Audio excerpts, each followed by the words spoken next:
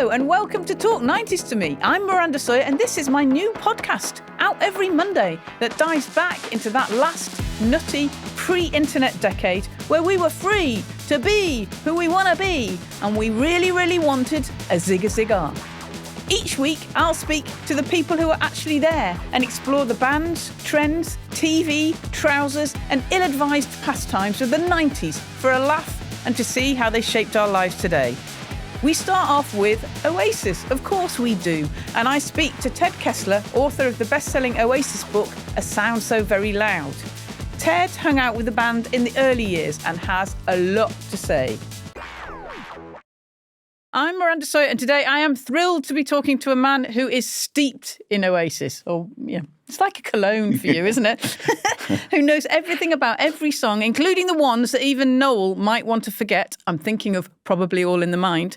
Ted Kessler was there from the band's first London gigs and has written, with Hamish McBain, a brilliant book about every single Oasis track ever recorded called A Sound So Very Loud. He was even at the recent first ever comeback gig at Cardiff. All right. Hello, Ted. Hi, Miranda. So, look, this is a show about the 90s, so we're going to rewind to them before we perhaps discuss Oasis's recent gigs.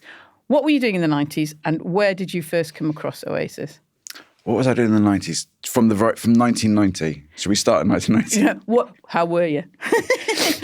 What was I doing? Well, in the first 3 years of the 90s, I was very much unemployed. Yeah. And I suppose probably not dissimilar to, say, one of the Gallagher brothers, looking for love in all the wrong places and just trying to find my groove.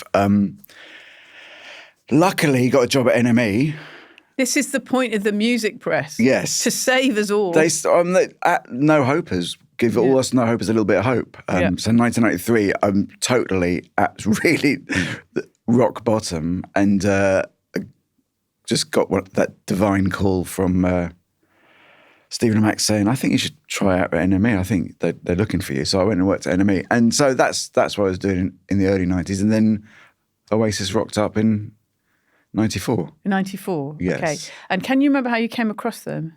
I remember their little, I don't want to say their little season, but their little PR, Johnny Hopkins, who was the junior press They're officer. all the same size, I have to say. Yeah. Johnny and Liam and Noel, all about 5'6", 5'8". I think Liam feels bigger than all of them, but yeah. Same size. Really? Yeah, they're all the same size.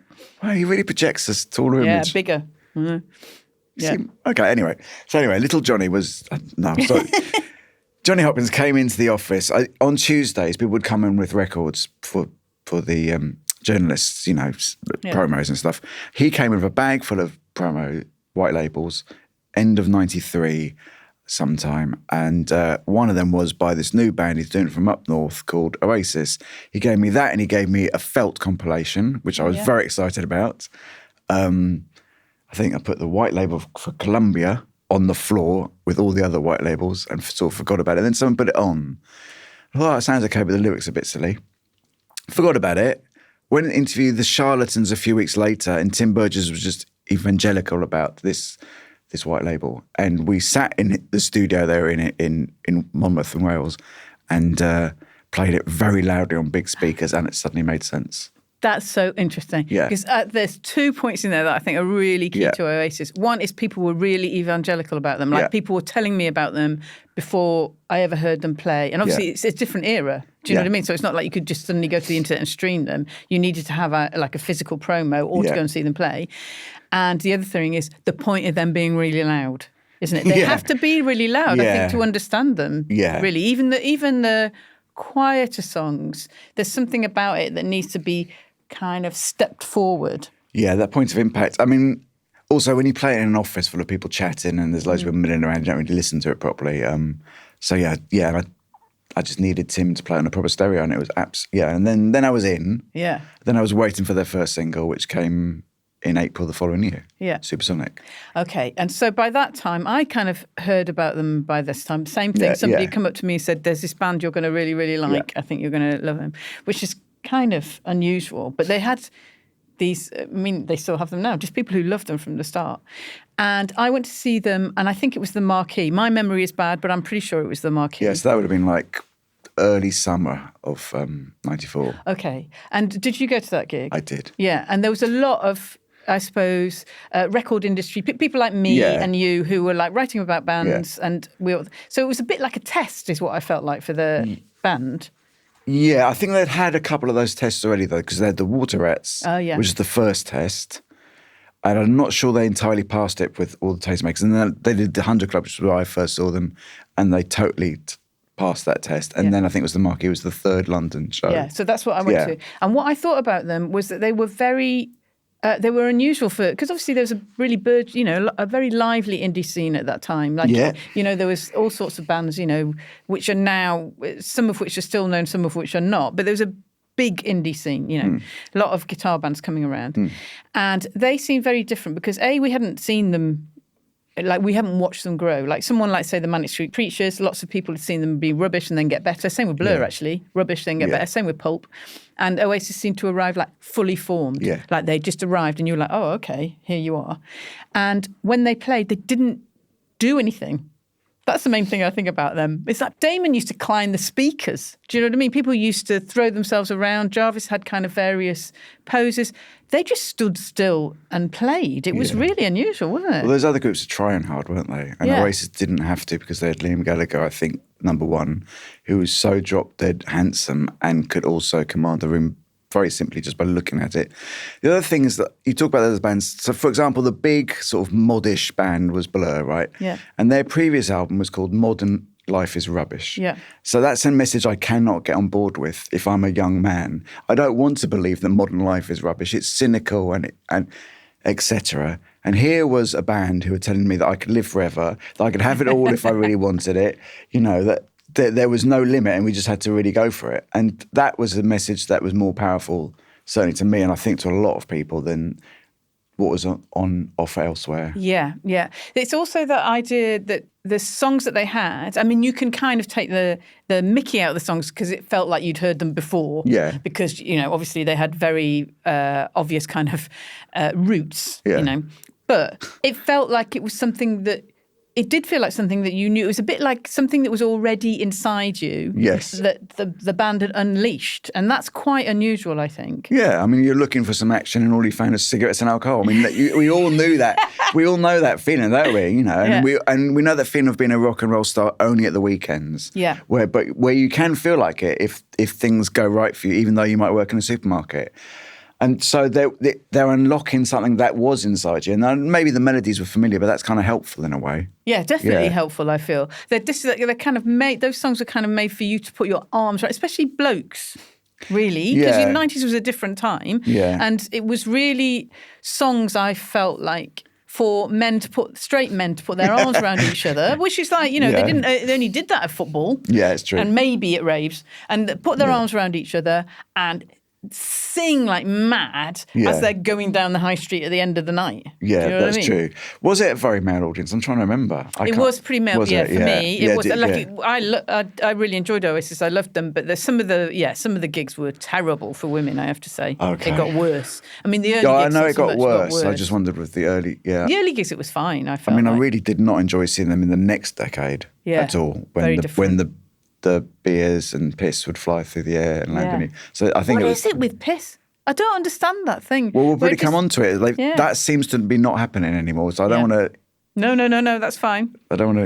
We don't want to. Don't want to no spoilers. No spoilers about the we. Yeah.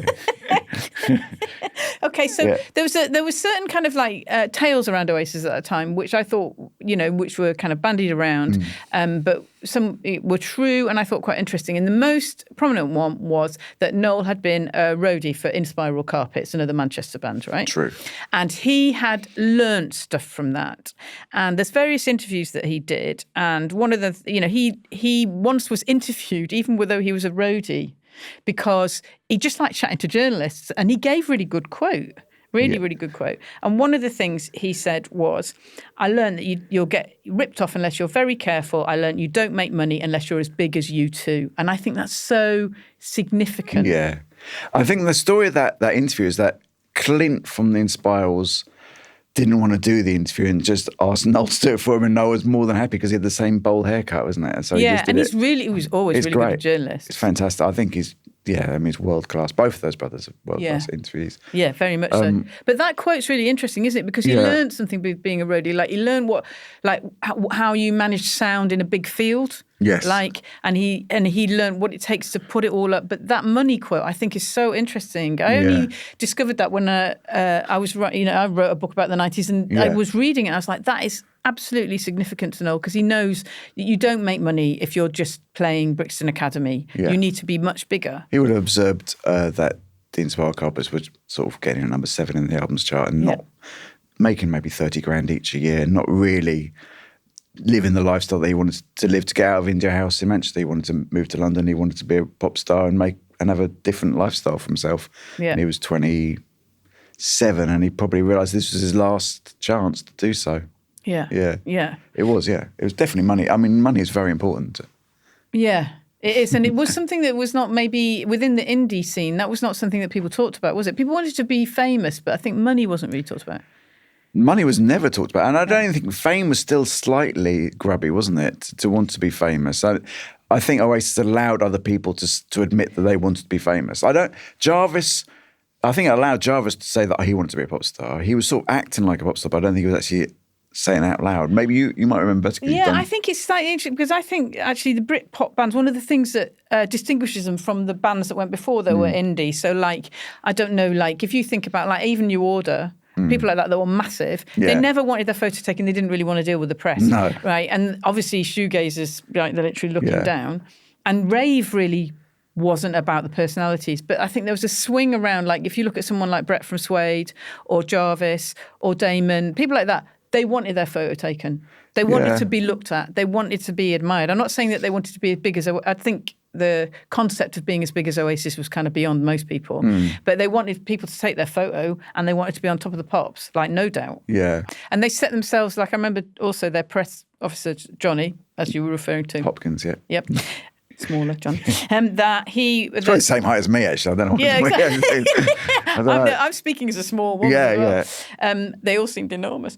He said that there's two ways of doing a band, and one is that you kind of put them in with a prevailing trend, and one is that you actually put them away from that prevailing trend. And he was quite clear that actually he wanted Oasis to be slightly separate from this idea of Britpop, even though they did get lumped in with it, that they were, they have got Irish roots, they dealt with the tabloids, they were different to the Britpop that were around.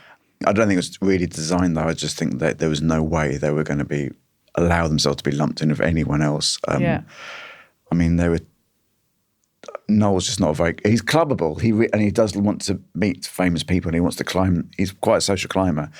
But he's not someone who's going to hang around with people on his own social level, musical level. There's no way he wanted to hang out with those bands at all. Once he'd met them, then he was on to the next stage. So I don't think he'd ever see himself as a... Although I remember doing an Enemy round table with end of year with Justin Fishman, Noel Gallagher, Jarvis Cocker. It was the first time he'd met Jarvis Cocker, and Andy Kane's from Therapy. Well, there you go. And at that time, I think Jarvis was probably the least famous of the four of them. But Noel, Jarvis and Justine got on so well. They actually all went out afterwards. Yeah, it's interesting. There was a scene. People are always like... There was a scene, yeah. Yeah, there wasn't, but there really was. But you would never have got Liam into that scene, I don't think. No, why not? I think also he was quite socially awkward, Liam, at that stage, and he probably didn't really want to hang around with London as much until he moved down here, which was 96. He's just an awkward guy. He was an awkward young man. He was 21 and just didn't really want to hang out with them lot. It's interesting because, I think he's obviously an amazing star. He's got an amazing charisma. He looked fantastic, but he walked like... he walked like everyone in Manchester, I have to say, actually. Yeah, all the blokes walk like that, but I think maybe people hadn't quite seen it before. Yeah. But he had an energy about him that I remember thinking when he walked into a room, we're like, oh, right, okay, we don't know what's going to happen now. Yeah, well, that's the thing. He was unpredictable, yes. Completely unpredictable. If he'd walked into, us two having a chat, he could pick up the lava lamp and bang it on his head and chuck things. So there was an absolute unpredictability and a kind of inability to stick to social mores. It was incredibly exciting. Exactly. And also really bad at small talk. And he's kind of taught himself how to do minor small talk now. But like he just can't really just stand in a room and just chit chat. That's not his thing whatsoever.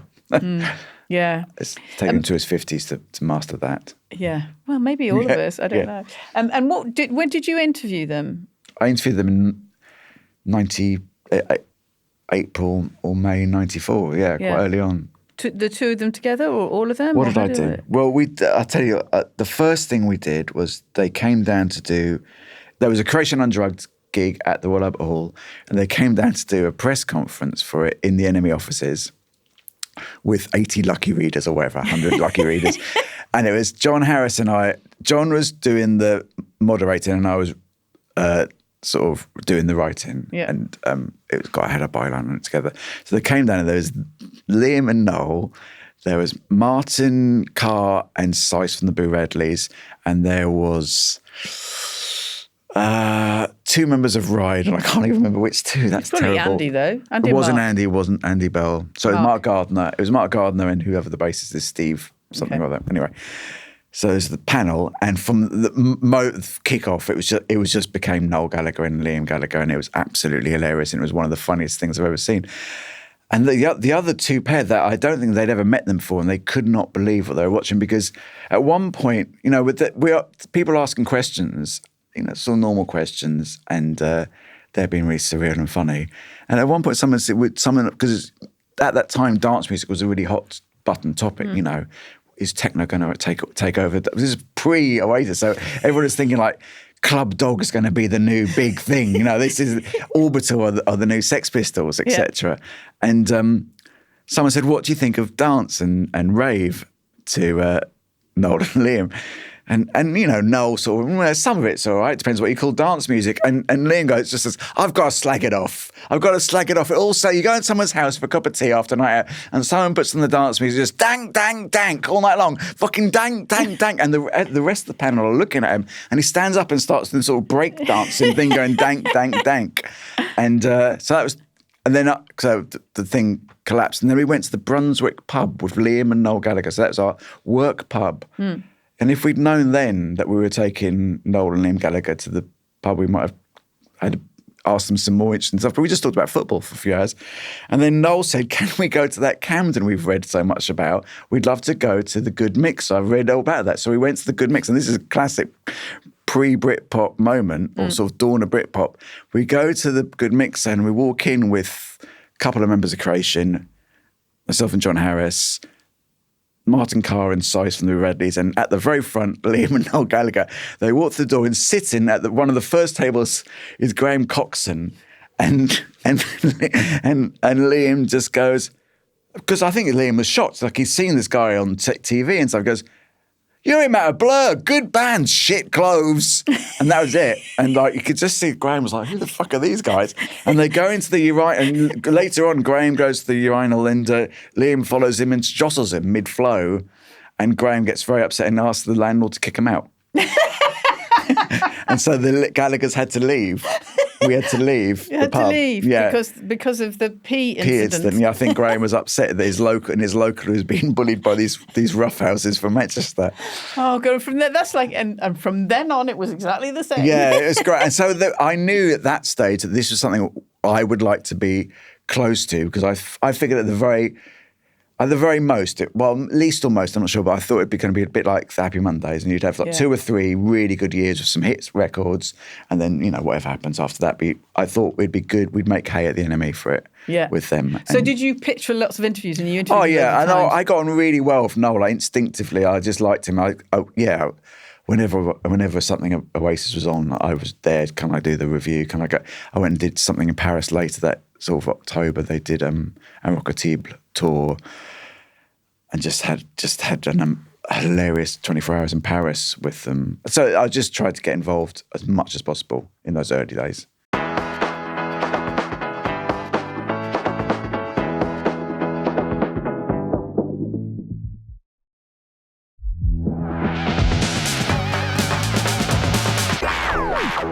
Okay, so the early days were, I mean, even the early days, I have to say, they changed the atmosphere. What it felt like for me was it like, you know, when you're sitting on a bus, like maybe I'm just like Graham, sitting on a bus, and then the bad boys come in and they go and sit at the back, and you're like, oh man, they're going to pick on me now. Yeah.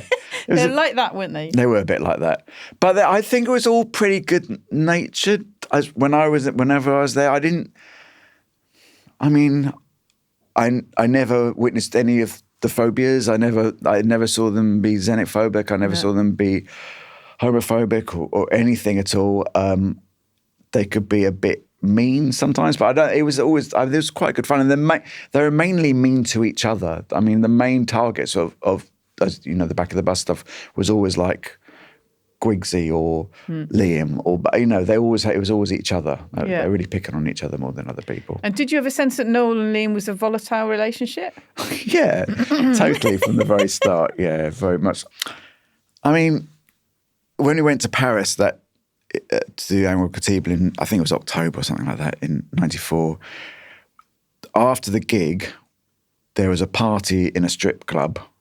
It was a sort of high-end Paris strip club. There were no women downstairs. The party was upstairs, and there was quite a violent ice bucket fight that was provoked, I think, because Liam was being a bit moody, and Noel just threw a bucket of ice at him, and then everyone was throwing ice buckets at each other. So I think there was always, you could sense Did they throw the ice or the bucket? The bucket had the ice in it. Right, so the whole thing across the room, yeah. Right. So not just the ice. No, there was which the might whole have been a bit No, less. it smashed the whole room up. Right. It was all good knockabout fun. It was fine, you know. It's like 4 in the morning, 5 in the morning. There's also a thing that I think that we should maybe emphasise or unpick a bit, which is around the music press. So we wanted bands like that. Oh, like we were desperate for bands gosh. to be outrageous, to behave badly, to slag other bands off, to be funny in interviews. That's what we wanted. We encouraged it. yeah, of course we wanted that. I mean, what's the alternative? So, I mean, I was doing a lot of American stuff. I mean, I went and did Beastie Boys a couple of times that year too, and I went to America and did all those bands. I mean, it's hard work. It was hard work getting stuff out of that Rage Against the Machine. It was really hard. I mean, Foo Fighters, nice guy, you know, Dave Grohl, nice guy, etc., and Nirvana, nice guys. But it was hard to get anything interesting. You needed the electricity that Oasis brought to and the chaos and the anarchy was absolutely vital. Yeah. So the articles just wrote themselves. Yeah. And how did you get a sense? When did you get a sense of the fans of Oasis? Because obviously they're really important. Did you feel like when did you have a sense of them? I keep saying this Paris thing, but I remember going to that gig and I hadn't seen this before, that there were coach loads of Brits coming over just for them. Oh, wow. It's like a football match. Well, it was a bit like the Jam used to do it, and the Smiths used to have fans that followed them around Europe. They really, I think maybe the Specials too. But because for a while I lived in Paris as a teenager, and I remember going to see the Jam, the last gig in Paris, as a very small boy, and they're just being coach loads of British kids come over for it. And actually, Style Count's the same thing, and that didn't really happen for other groups, I don't think. So Oasis brought that back.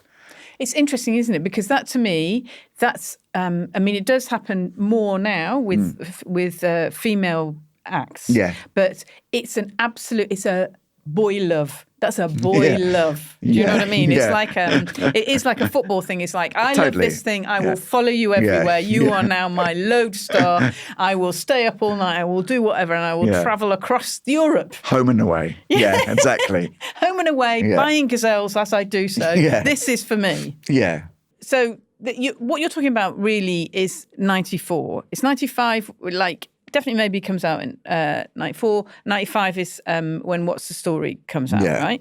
And that is when things change. And the reason why they change is various. Obviously, the bands have got bigger and bigger, Oasis in particular, but they're still, I mean, mostly they're kind of on each other's side. So it's a bit like, you know, say the Brit Awards Blur would say this should also go to Oasis. Yes. People seem to be like on a good level. Yeah. But it was the timing. You know, we all know this story. We don't need to go into the details. But there's the timing of the singles that came out from The Great Escape and What's the Story to come out together, and that's what changed it, because it did actually turn it into a football match. I think. So it became like something where you could pick a side and you chose who you wanted to win. So I like Blur and Oasis, but I was probably slightly more Blur, so I wanted Blur to win. And if you wanted, you would want Oasis to win. So then it became like it was literally like a football match to me because the tabloids became involved. Yeah. There was a result. Do you know what I mean? It was like the game was played and there was an answer. Then it all changed afterwards. But that flipped everything, didn't it? And I think it was an accident. Yeah, I think so. I think it was an accident of time, and I think Creation just weren't quite organised. Yeah. And they were used to just putting singles out when they were finished. And despite the fact that I believe Marcus Russell, who manages Oasis, and Tony Wadsworth, who ran Parlophone, had agreed that they would do it separately. They'd alert each other. For whatever reason, Creation just messed up, and they scheduled their single the same week. They were scheduled Roll With It at the same time as Country House. Yeah. And so they came out at the same time. But for working at NME at the time, I mean, I remember Steve Sutherland, who's the editor of NME, the absolute glee, because he could finally do that boxing cover that he always went on about all the time. He was always going, how can we get, what about a boxing poster? And you think like, well, it's not going to work. But finally he could do the boxing poster. Yeah, and it was literally that. Yeah, and I think... Liam and Damon opposite each other. Yeah, and I think we got 2 or maybe 3 covers out of it. I think the first, us doing that first one alerted the tabloids in a way and kind of turned it into a bigger thing. And then it was like, oh, we can all make some hay out of this. Yeah, very much so, I think. I remember talking to a tabloid journalist who actually said that he worked for the Mirror, and he said it's like we don't care about the development of bands. What we want are events, and this is an event. Yeah, exactly. And like we're not going to say how Oasis have progressed through albums. We just don't care. We want an event, and they were on Oasis's side because for the Mirror they were northern, they were working class, and they just thought they would win. And there is some arguments. If Creation had been a bit more organised, they might have won. But anyway, they didn't win that. Single war. But what really happened was it brought indie music into the kind of mainstream conversation. And so what we could say really is that although there was a kind of battle and then there was a war, what it did was actually almost make the careers of other bands. So it let Blur carry on, it let Pulp become big, it kind of gave a career to Manic Street Preachers because suddenly indie music, that was a thing that was mainstream. Yeah. And then, of course, when the actual album came out, when Oasis' album came out and it sold such humongous quantities, it was selling like 100,000 a week, wasn't it? Yeah, it was sort of Michael Jackson territory. It was, I should remember the figures. I can't remember the figures, but it's an enormous amount of records. And it was number 1 for, 9 weeks or something in a row. It's ridiculous. I mean, I think that was the end of that little golden age of Britpop or whatever it was. That was it. Because at that stage, also Creation brought new people into work there because they thought, whoa, this is a really lot of money here. We've got need people to organise this. And the shutters came down on Oasis pretty much. I'd been able to contact them directly or, just doing informal stuff for NME or can you do this roundtable, etc. That was out of the window. It all became very, very business. And why do you think that was? Do you think that was the money or the attention that happened? Yeah. Both. I mean, but the money was so huge they didn't want to mess that up. Yeah, that's so interesting. So Andrew Harrison, who we both know, he has a theory that Britpop ended halfway through the second side of What's the Story. That is a very Andrew Harrison type theory, yeah. Okay. I don't actually completely agree with it, but I think it's a Vanity Fair cover. But there is a point. Yes, that's a much better theory, There is a point where you can say, okay, when the money comes in, when everybody really likes it, it isn't you and me. Yeah. Chatting in a pub with bands. Yeah. It is that it just everything changes, doesn't it? It becomes something completely different, really. Yeah, the money changes it. I mean, but one of the good things about the early bit of Britpop was that you have the bands, the journalists, the fans, all the sort of same age. And I always think that's really important for any good movement. Everyone's the same age. So now, and also probably the levels of income aren't that massively different, but now suddenly people are getting a little bit older, but also some people are getting enormously wealthy here, whereas you're all left behind just doing a normal thing, and it's quite hard to. And then suddenly everything just changes, and of course, as we go through the time, we get to Nebworth, and then we're in a new era. But I don't want to rush ahead for the 90s. You don't like to rush through the 90s.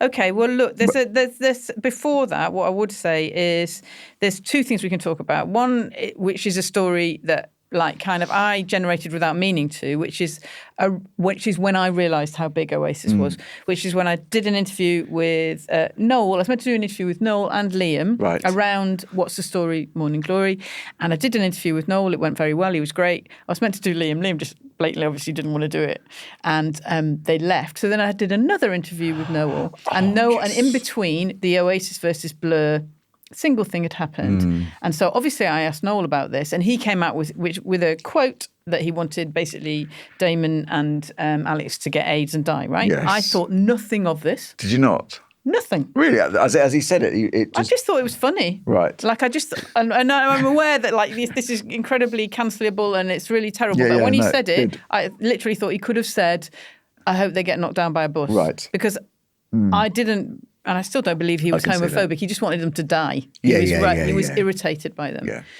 And so the editors of The Observer, which is where I was writing for, didn't worry about it. We didn't use it as a pull quote. The lawyers went through and took out other stuff, nothing to do with that. And then we published and everything went mad. And it went mad mostly in America because it was deemed as a homophobic comment, right? And there is part of me that thinks now I would not have put that in. Not because I think Noel is homophobic, but because I think it can lead to homophobic problems for other people, right? Absolutely, yeah. That's why I think it shouldn't have been printed. But we didn't think anything of it. But what I got from that was just how big Oasis were. Yeah. Whereas before I felt like I was talking to similar fans. You suddenly think, oh, no, you're not. You're talking to the whole world. And somehow I hadn't realised. I think maybe Noel also discovered then how big Oasis were. And I think maybe that was actually quite a good test for him because there would be other tests where he would say things as well that were inflammatory, but that is probably the most inflammatory. But he sort of got through that somehow and realised that he could still continue in a band. Yeah. And so it didn't end him. Whereas some people that might have ended their career. Yeah. Things, different personalities, different characters. Yes, that's very true, actually. It's a lot. I always think, God, how do you say something like that and go through that big thing of Terence Higgins Trust, etc. on at you and just on the news, go to sleep and then just get on and go play a gig and stuff. It must be quite difficult. And but he managed to do it a few times. He managed to get through a few other things. But also, I suppose it's a little bit like what you were saying about the money, to be honest. Yeah. Is that at that point, people are not going to let him fail. No. They're not going to let them fail because they can see that is... Yeah. That it's like a juggernaut that's just going and you can't... A lot of the stuff kind of slightly bounces off, really. Although it was a huge deal at the time. It was a huge deal. There's a lot of things that, for example, there was that period where they were on a tour in America and Liam didn't turn up and then Noel came back from the tour and they'd be like ITN camped outside their houses... Like there was that great quote, I can't remember which really heavyweight ITN reporter was, and they had nothing to go on apart from the fact that Liam had a shave. So he goes, Liam Gallagher's still here, but his beard is gone, which is a great line, as he said on live TV. So they had all this kind of attention, but they managed to kind of get through and keep touring and keep making records and... I'm not sure how many other of those Britpop bands would have coped with that level of attention and... Well, they don't, do they? No. Even bands like... So obviously, Blur get a lot of attention because of the battle. Yeah. And then Damon basically has a year of people singing Oasis songs at him. Yeah. And he, after that, after The Great Escape, they make an absolutely left turn back into indie. Yeah. And the same with and the same with Pulp. Yeah. They make, hardcore. They make This Is Hardcore, which is absolutely about the downside of fame. Everybody else steps back. Only Oasis step into that light. And Elastica step away, pretty much. So, completely away. So it's a very unusual characteristic to be able to do that. But that's what they wanted, wasn't it? Yeah. So that's why they're still so enormous, obviously, I think.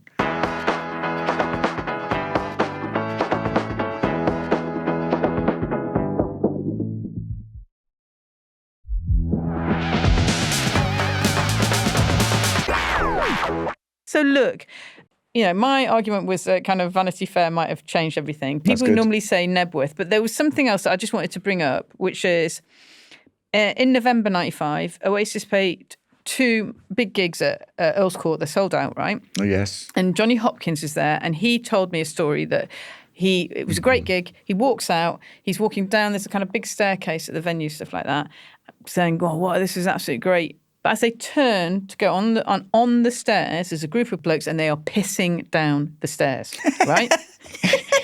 And that's what they. And literally, Johnny said, "Okay, that's when we knew it had changed. It's changed." So I want to talk about the motif of pissing blokes because I don't understand it. It's mad, but it happened to the Stone Roses, happened to the Arctic Monkeys, it happened to Oasis. There's a point where just a whole load of blokes decide that this is your band. And I mean, obviously they drink a lot of beer, and for some reason they cannot be asked to find a toilet, right? And they just piss where they stand. What is that about, Ted? I've never done it. No, I'm not saying you. At a gig. I mean, I've had to do it in the street, for example. But not really proudly. I don't know. I don't know. And I have been hit at Oasis gigs with cups of, I assume, beer, but I'm also not entirely sure it is always beer. So I don't know why they do it. You probably need a psychologist for this. Is it territorial markings? I have no idea. Dogs. I don't know. I mean, I remember that Earl's Court gig, and I thought, oh, this is not for me. It felt a bit big, and I felt a bit separate from it all. And there were a lot of fellas doing the Liam walk. Yeah. I remember seeing people walking through the crowd and I remember thinking, well, I don't know, I can see wearing a jacket that looks a bit like him, or maybe doing your hair, but actually walking like him feels a bit odd. And I felt very disconnected. I didn't really enjoy it. I think I may have even left for the end. Because I just thought, I want to get home. Or not go home, go out. I want to do somewhere else. Not be here. Yeah. I want to beat the rush, which I wouldn't have done the previous year. So yeah, that's so interesting. It just felt it was moving away somewhere else. Okay, so look, you have written a book, A Sound So Very Loud. We're going to, I'm also going to talk to you about going to see Oasis, but I want to talk quickly about the book, obviously, because otherwise, why are we here, Mum? Cool. So it's the inside story of every song Oasis recorded, which to me is a mammoth task, because... Two of us did it. Yeah, two of you did. You did it with Hamish McBain. Okay. Why did you decide to do it that way? Well, we were sitting... I bumped into Hamish in the pub before Liam Gallagher's, definitely maybe O2 shows last summer. And we were sitting there, and I hadn't seen him for a while, and it was nice. And he said, we should do something about Oasis. I went, yeah. But then we were watching these kids, literal kids, like 14-year-old, 15-year-olds with their parents, and they're all singing Oasis songs, and not necessarily, we saw some kids, I can't remember which song it is now, but it wasn't necessarily a song. It was like Little by Little. It wasn't like one of the first two album songs. And we're thinking, God, where are they getting the information from? They like music and stuff.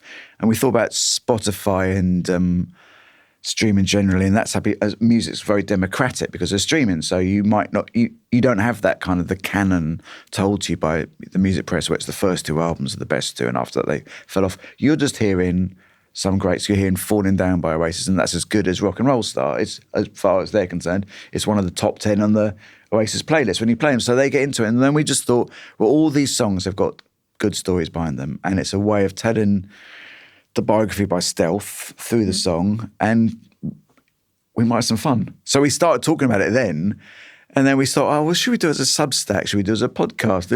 And then we thought, oh, maybe we'll do it as a book. And then they've announced the reunion. And we thought, oh, we better get on with this. So we just did it. So that's quick. So we did it quickly at that stage. Okay, so I think it's a really good idea, and it's really great. You got some great stories.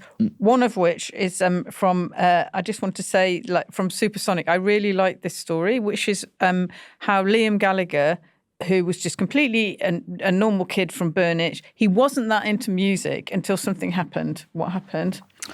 He was around the corner from his school having a fag, and someone came running up to him and said, some lads from another school are bothering some girls or something. You need to get down there. So him and his mates ran down there, had a bit of a ding-dong with these other fellas, and one of the fellas pulled out a small hammer and hit him on the top of his head. Which that sounds frightening, doesn't it? Knocked him out. He woke up in hospital, and as he says, after that, I was like the Bistow kid with gravy for music, because suddenly music made sense. Before then, he was not remotely interested in any kind of music. After that, he was really he heard the Stone Roses, like, I get this, I understand it now. This is the thing that really makes me laugh. It's such a Liam story. Yeah, I know. It's like a kind of really violent fairy godmother. Do you know what I mean? It's like somebody comes along and goes, here's a wish, but instead of like waving a wand, they just hit you on the head with a hammer. It's like, okay, and now you can understand music and become Liam Gallagher. Yeah. It's so amazing, that story. And Noel said, don't blame me, I was somewhere else. It was nothing to do with I didn't hit him. Yeah, no, it wasn't me, It's so great. It's great, I wonder who the kid is. I wonder who the kid hit him. I wonder what he's doing now. It's literally a fairy godmother in disguise.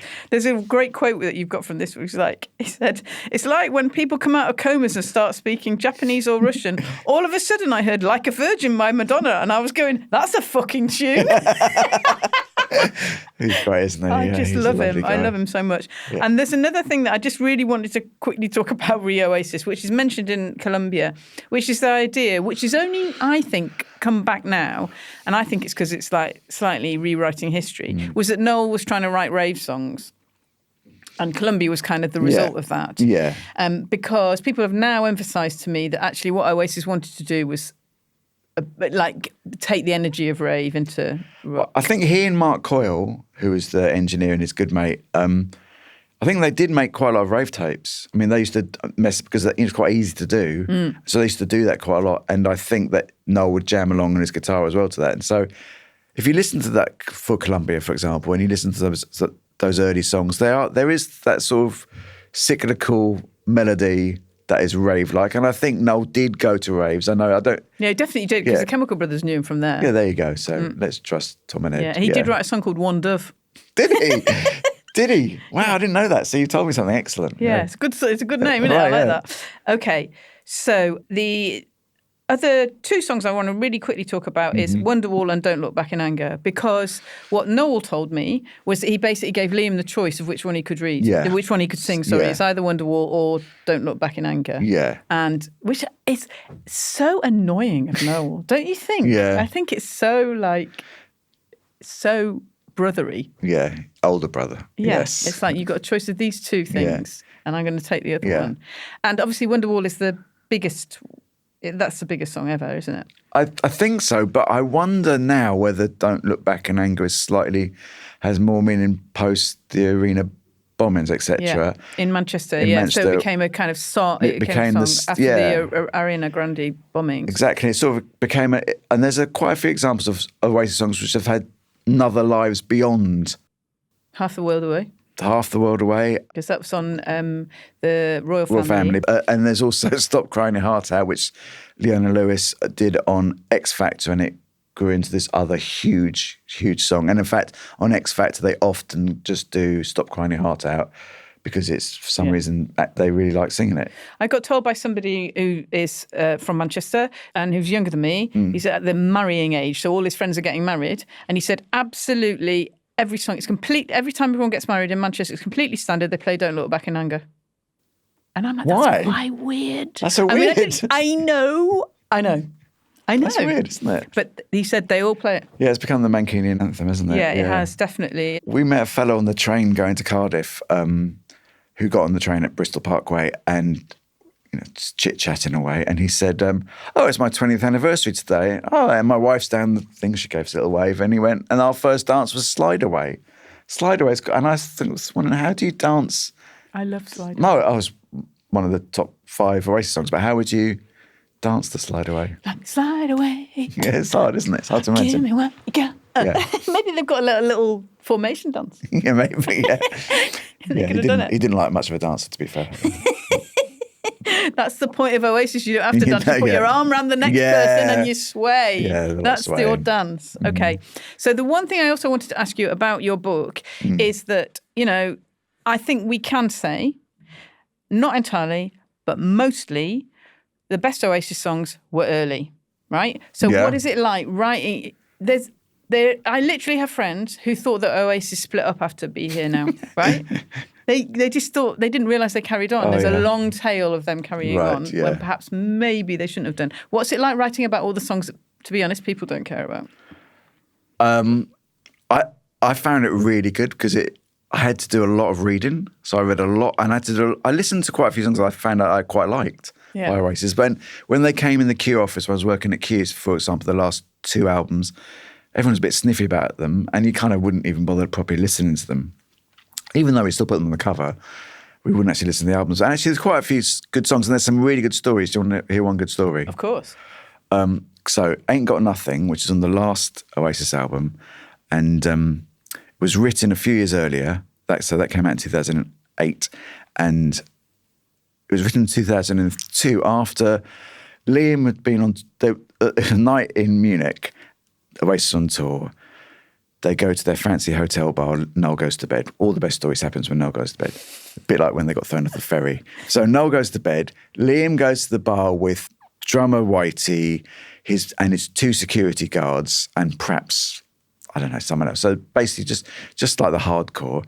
And they're drinking in the bar, and at some point, someone says something to some woman who turns out to be with some local businessmen, and an enormous fight kicks off. Liam says, I've interviewed him a few times about this, and he's still raging about it. He said it's the most violent incident he's ever witnessed. He said at one point, I'm just sitting at the table having a quiet drink. That sounds so Liam, doesn't it? When I look up, and suddenly my his security guard's pulled him under the table, and as he pulled on the table, a massive marble table has been thrown from the first floor and smashed into the table. So if it hits us, it would have killed us. Kicks off. He said it's kicked off like you never believe. That people hitting each other with table legs and all sorts of stuff. And he said, I run into the lobby, and I might have hit a policeman because the police turned up. I might have kicked a copper. He said the next thing he knows, he wakes up in a police cell, and he puts his tongue in his teeth, and their front 2 are missing. Oh my God. He's just got smooth. He says, and he's convinced that the police pulled out his teeth with pliers. He's convinced that they pulled out his teeth with pliers because, as he says, I didn't have a cut lip. I didn't have any cuts on my face. I just was missing my front 2 teeth. The police, meanwhile, said he ran in there, kicked a copper, slipped, smacked, knocked himself out, and the marble lost his teeth. I don't know. But anyway, he wrote the song about the incident, Ain't Got Nothing, because he said a lot of people didn't believe him that it wasn't his fault. I ain't got nothing to do with it. But, he said even people who should have believed me, I think that's probably, we could say there's Noel and perhaps the management. Yeah. But the best bit of the story is that like a week after the incident, they played in Cardiff, and Liam dedicated Live Forever to his missing 2 front teeth. So I think it's just adorable. He is adorable. There's something very adorable he's so about sweet, that. Yeah, it's very funny. true. Okay, so look, tell me about Cardiff. You went to their first of reunion show. Yeah. And you went after no sleep because you'd had a launch party for your book. Yeah. So you were already tired and emotional, I was very tired. I was so cross that I got myself in that state. It was so amateur. So many years of practice. I think it's quite a good state to go and see Oasis like that. You need to be a bit strung out. I think Hamish was in the right state because Hamish had like 4 or 5 hours. He'd managed to sort of, I don't know how I managed to mess up so bad. So then you get the train there. Yeah. On the train, you meet people who were already overexcited. But it was a really happy, like religiously happy atmosphere. From as soon as you got to the station, you kind of expected to be a bit leery. Everyone was so friendly and chatty and wanted to explain what this meant to them. And so we were sitting opposite a girl from Korea, South Korea, had come over. Who's like early 20s. And some guy from Italy had come over from Napoli. And they were just wide-eyed and so enthusiastic about it. It was wonderful. And everyone was really like that. Yeah, that's what I think is interesting about the atmosphere about these gigs. Yeah. Is that I've been to Oasis gigs and, as a woman, they could be very difficult. A friend of mine said she went to Nebworth and she said she's about 21. Yeah. And never before or since she'd been told to get her tits out so often at that gig. Wow. Like it was standard. It was it could get very bad at Oasis gigs. But that doesn't seem to have happened. Not and at all. Obviously that's partly to do with the amount of young women that are there. Yes. I think maybe the guys that might have done that are older and they've got kids of their own. They're a bit like, that was a bit weird. Why was I behaving like that? Yeah. But the atmosphere doesn't seem to have been like that. It was not like that at all, no. And also, as you say, the demographic was... It was families. There was loads of families. There was lots of pre-teens, and there were pensioners. It was the whole gamut. It was apart from my little row, which was all journalists, but the rest of it was just a really nice mix of people. And everyone's so friendly. I don't want to project it, but it really did feel like it was a perfect homecoming. Okay, I'm going to read some of your, because you wrote a really brilliant piece about it, right? About going to this gig. And you went, it's great, I absolutely love it. And the reason why I like it is because you wrote it in kind of like obviously wrote it in a stream of emotion, like the next day. Yeah. And you go on to the BBC to talk about Oasis with Vicky McClure and Johnny Owen, and then also you talk to and Brian Cannon. So you're talking about Oasis, but you're also pretty drunk on red wine, aren't you? Yeah. And it's what time? 3 o'clock? 3 in the afternoon. Yeah. So you get through that, and then you come out, and this is your next entry, as you write, "This is history, right here, right now. This is Spoons.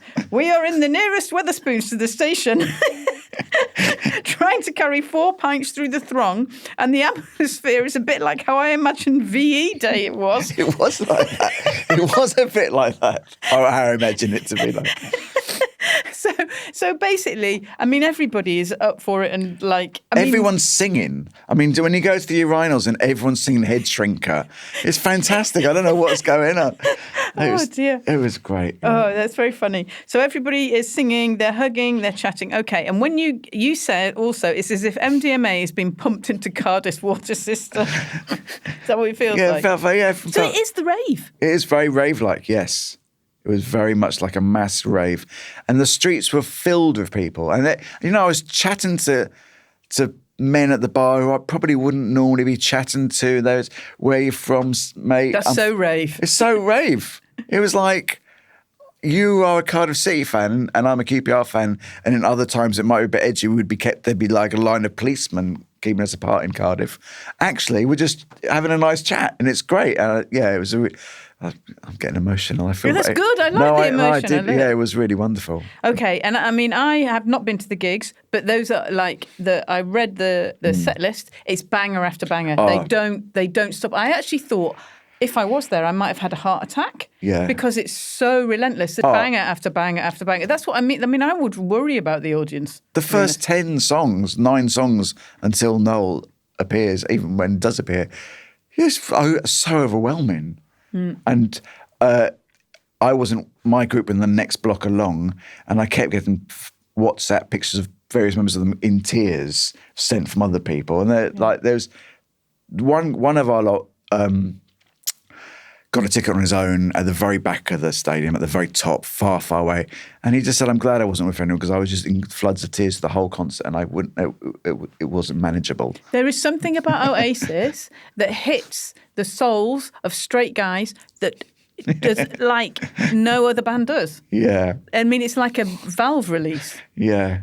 Just a couple of things about it, right? The noise of it. So the roof was on. Yeah. In Cardiff. It could have been open. Could have been. I'm glad it could have been open. It's not because they're worried about drones filming the thing. Oh, really? Is that why? Okay. I think apparently. Right. But so the noise of it, it was. They've got more guitars than normal because obviously they've got Bonehead playing and he doesn't normally play. And they've and they've obviously got the Gem and they've got Noel. So there's it's much. Yeah. It's a bigger wall of sound, isn't it? Yes, it sounds much better. Sounds and you really think much good. Better? Okay. Sounds great. Sounds really good. And what is better about it? Just because it's obviously noisy, but I think they're all much better musicians, and I think Liam, also as a singer, has improved for being solo and for having to helm that thing on his own and not have a band and not being able to just sort of wander off as he used to do and sit down with it. Because now, I mean, Liam as solo got really good. He was always amazing, I have to say. But I think that doing that definitely maybe solo tour, the anniversary tour he did last year, I think he was very, very good. And so I think he's actually bringing something more than Noel brings in a way. Noel looked very choked up throughout the gig. Oh, did he? But I guess the first one, he maybe was nervous as well, unusually. But he did it kind of looked like he was within himself a little bit. It's a lot of humble pie he's had to eat to get on stage and do this. And it's a very, very big moment. I think it's big all their kids are watching it for the first time as sort of adults, young adults. Yeah. I love their kids. They're all friends. I really like it. I think that's what's I would say that's probably the main driving force is their family. Yeah. Yeah. Okay. I love them. I want them to form a band. I want Anais and Jean and Lennon and Molly all in a band. Oh, that'd be nice, wouldn't it? That would be so lovely. But then it would have to be... The Gallaghers. Yeah. But also they could make it like Two Girls, Two Boys and just make it like really cheesy, and that would really make me laugh. But obviously that's not going to happen. It's never going to happen. I have one slightly cynical thing I wanted to ask about, yes, which is to do with control. Right, obviously, they need a lot of control to do these gigs, right, in order for it to happen. And the control extends to how Liam and Noel are managed, how separate they are, but also things like photographers. So news photographers are not allowed the same rights as they normally are. So normally if I'm a news reporter, I go up and I take a photo of Oasis and then I have those rights in perpetuity. And Oasis is saying, no, you can't. You can only have it for a year, right? And actually, the photos of those gigs have all been terrible, apart from one, which is the one from behind. A shot of the two brothers coming out. Yeah. So it seems to me that they are controlling absolutely everything in order to make a great documentary and bring even more money in. Control. I think. I mean, we have been hanging out quite a lot with one of the directors of the documentary that's going to come next year at some point. And everything's NDA'd, and obviously, and there's a lot of control about that film. But I still think there's quite some degree of freedom with that film. And he was talking about the number of cinematographers they're using, like the very highest level. And I think it's going to be slightly different to most concert films. I also think, because I've read a bit, because you mentioned talking to this director in your piece, and one of the things he said is he's focusing on the fans, which is obviously you should do, but also I've actually quite enjoyed the coverage of all these gigs because they haven't got great photos and because they're on, there's no access to the band. All the coverage really has to concentrate on the fans, and the fans, I have to say, are adorable. I love them. I love them. Yeah, they're great. I love the fact that they want to wear snorkels and, and swim across a lake on the possibility that they might get to Heaton Park in Manchester. I love the fact that there's young women kind of like doing customised versions of Man City shirts to kind of do their Oasis look, get ready with me to my Oasis fit. Do you know what I mean? I just love it. It's absolutely great. Yeah, I think, Hamish, I said to you off air that Hamish was talking to some lads in Manchester who are going to snorkel, who have got snorkels to snorkel across that lake. So, I mean, I guess it's warm enough to dry when you come out of the lake, isn't it? I don't know. Mancunis are used to being wet. What are you talking about? Yeah, I guess so, yeah. We operate in the wet. Yeah, it's true. The fans are fantastic, and let's just hope it doesn't in any way curdle at any point. That's the main thing. Is that what you're fingers crossing? I don't think it will. I mean, I really want to go see it abroad as well. I'm really keen to go. Where do you want to go? Well, I mean, South Korea would be good, wouldn't it? Yeah. Sao Paulo would be good, wouldn't it? I don't know if it's possible. You just have to get on Twickets. Yeah. Yeah. Other resales are available. Yes, yeah. No, we'll see. I hope they get through this whole thing and announce more European dates. Yeah, that would which be I brilliant. suspect will happen fairly soon. Okay, I've got my last question about Oasis. Okay, is when you went to see them, what was the song that you most enjoyed to see? I really liked just the opening two when it went hello into Acquiesce. I think the Acquiesce is nice because there's both of them singing about needing each other. Yeah. And that's the only song where they're both on singing about each other. Yeah, so I'd say Acquiesce. Okay, that's nice. It was a nice early second song in. Yeah. I thought you were going to say Slide Away, my personal fave. Slide Away was fantastic. And you can listen to a desk mix of that online now. Yeah, I love that song. Fantastic. For the ladies. Okay, so here at Talk 90s to Me, music is our radar. That's a Blur reference. So we've made a rolling 90s playlist, which we add to every week. It's called, obviously, Talk 90s to Me. And you can find it on Spotify. Okay, Ted, what is a 90s track that you would like to add to it? I think Sabotage by the Beastie Boys. that song. I've got a scar on my mouth from that song. Have you? Yeah. How come? Because I went to see the Beastie Boys. And this is the era when there was just always more men than women at concerts. So I went to see the Beastie Boys expecting it to be full of women like me who love the Beastie Boys. It was just packed full of blokes. Where was this? Oh, I can't remember. Somewhere like the Astoria, the Marquee. I saw them at Astoria. Maybe the Astoria. Yeah. And I thought, they're going to play Sabotage. I'm going down the front. Yeah. What an idiot. Yeah. And you know the bit goes, again, it's dead. So I jumped at the correct point. Yeah. The bloke in front of me jumped just a little bit later. And as I came down, he went up and I smacked my chin on it and my teeth went through my mouth, but luckily not all the way to the other side. And I still got a scar. Okay. Yeah. Was that the end of your night? Yeah, I went to the side. Yeah. Wait till they finished Sabotage, and then went to the hospital. They said you can't stitch it, and then I went to Glastonbury the next day. Oh, great. Of course, why would you not? Fantastic. Yeah, that's good. The 90s. Yeah. Yeah, Sabotage is a great song, isn't it? Good. Yeah, I mean, I was really, more than Oasis, I was really into the Beastie Boys in the summer of 94. And actually, 92 to 93 as well. I absolutely loved the Beastie Boys. I love them. Whenever I interviewed, I always kind of fluffed it up because I was into them so much, and they were into playing with me so much that I never quite got it right with them. They're quite hard to interview. I did it so many times, I never quite nailed it. Yeah, I think they're my favourite band in the 90s. Yeah, they're brilliant. And you got Get It Together on the B-side. Oh, yeah, it's another cracker, yeah. Yeah. Phone is ringing. Oh, my God. Okay, all right. That was Talk 90s to Me, featuring the fantastic Ted Kessler, whose book, A Sound So Very Loud, the inside story of every song Oasis recorded, is out right now. Just to say it was co-written with Hamish McBain. Please do, yeah. So Hamish doesn't get upset. Ted is also the editor of a brilliant music newsletter called The New Q, spelt C-U-E, so I would sign up for that. And he's written 2 other books. One is the authorised biography of the artist Billy Childish called To Ease My Troubled Mind. And the other is a really great memoir about Ted himself and the demise of the music press. With the excellent title of Paper Cuts. I've never heard that before. If you want more 90s nonsense, I've also written a book called Uncommon People. It's like a mixtape of massive mid-90s British bangers. Oasis do feature, but they're not the main story, Morning Glory. Don't forget to follow us on Instagram and Blue Sky, and keep your eyes open for some 90s silliness that you can contribute to. See you next time.